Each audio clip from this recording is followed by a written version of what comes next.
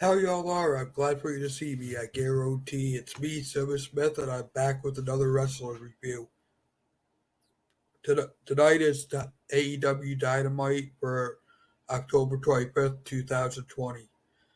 Hangman, Adam Page, and John Silver's in the first event match, whatever. Uh, it was a great match. John Sil- uh, Adam Page ends up picking up the victory during this match. At some point, John Silver smacks Page's butt. Uh, we have the Omega interview about the contract signing from last week. Uh, we have Allen's promo video, which is just him basically setting a car on fire. Uh, yo, then we have the Hobbs match, which he's now part of Team Taz, believe it or not. Uh, he's uh, he's facing Lee Johnson. Of course, it's a squash match. Who would think Lee Johnson has a chance against Hobbs, even though Hobbs is overrated in my opinion. Uh, that after Hobbs wins, Taz holds up the show about the because he wants the FTW belt as a sanctioned title. He, he's gonna stay in the ring until management comes out. They keep cutting off his microphone, and you know, to the point where Cody Rhodes comes out with his headset on, gets handed a mic. It says he'll take it up the ladder. Uh, Taz's response to that was, What are you gonna tell me next? Creative has no plans for me, and you wish me the best of my future endeavors. Taking a little shot at WWE there, which was kind of cool. Uh, Cody gets back in the ring, and he says, "What if you're such a great wrestler or whatever?" He said, "Why is your son training with me and not you?"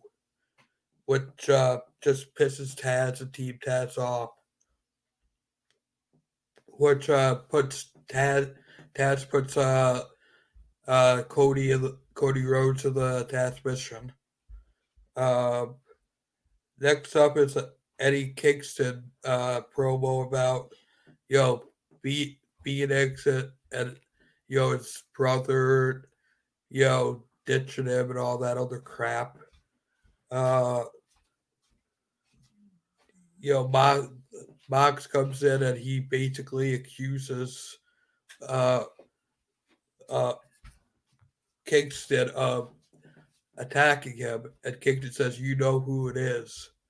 I guess I took it as he took it as at Kenny Omega did it himself, or he hired someone to do it for him. Uh, then then we have the Top Flight versus Hybrid 2 match. Top Flight is turning out to be a great tag team. I'm actually wanting to see where they're gonna go because they honestly have the talent to become a great tag team at some point. Uh, that Hybrids too end up defeating them. I hope Top Flight just doesn't turn into another uh, uh, squat squat. What was I thinking? I think I smoked a little bit too much of the buddies. Uh, yeah. Oh, that's what it was. I hope Top Flight don't become the jobbers. We have the Becky Guerrero promo where she's talking about Brandy and what happened last week. Uh, we have Jericho and Jake Hager of Inner Circle, of course, versus SCU. Uh, Inner, Inner Circle wins after after MJF, I believe it was, tripped somebody on the outside or hit him with the ring. Uh, After the match, MJF actually gets took one punch and landed on his ass, and a brawl was all breaking out. Uh, Next match, Sarita defeats Anna Jay after the match. Sarita, Sarita, Sarita got to keep her championship because it was a championship match, which I failed to mention before this. Uh, after the match, when Akira Sharad goes up to the ramp to leave, Abaddon shows up, which scares her all to hell, and uh, drops a tail, which Abaddon took it like a clear way of saying, I'm coming after your belt. Uh, Next up is the Matt Hardy segment where he just talks about how crappy 2020 was, and if he could make it through 2020, anybody could. Um, Next up is the main event of the evening. Butcher and Blade defeat Ray Phoenix and Pac in the main event. Pac actually had a great showing here. Afterwards, Eddie Kingston went down and was starting crap with them. Uh, another another uh, brawl broke out. That's AEW. So uh, tomorrow is my wrestling pay per view review, which I believe it's WCW Road Wild this week. Uh, uh, Saturday, I have my book review at Lip Sync. Friday, I'm gonna be doing another live stream. So I wonder how Raw. Raw was 2 days ago, dummy.